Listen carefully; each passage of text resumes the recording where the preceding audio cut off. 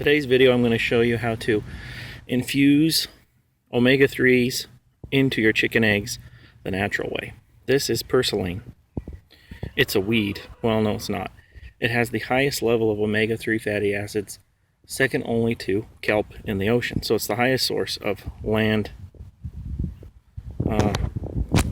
plant, I guess. I don't know. So this is how hard it is. You let it grow big. You pick it. You walk through your garden that has weeds because you don't use pesticides or herbicides. You throw it in to your chickens and they go bananas. Pretty sweet, huh? Hold on, I'll show you the next thing. Well, here, I'll just walk you through my food forest. So, come over here, past the stevia, more dangerous terrorist sugars.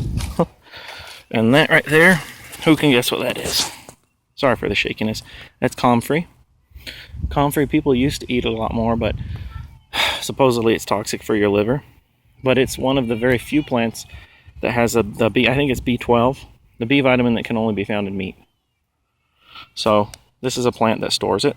So among the other uses of comfrey, this is one that I use it for. You go down and walk through your food forest. Dum-da-dum-da-dum. Through the little gateway. And I guess you can bet where we're going. Yes, back through the weedy garden. That's okay. Plants will grow here. That means I should be eating from the plants that grow there. Alright, throw it in. And you just infused your eggs with vitamin B12. I think it's 12. With none of the toxic effects.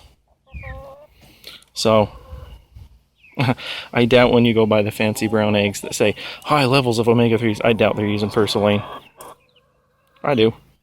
And you can too. Get on it. Thanks for watching.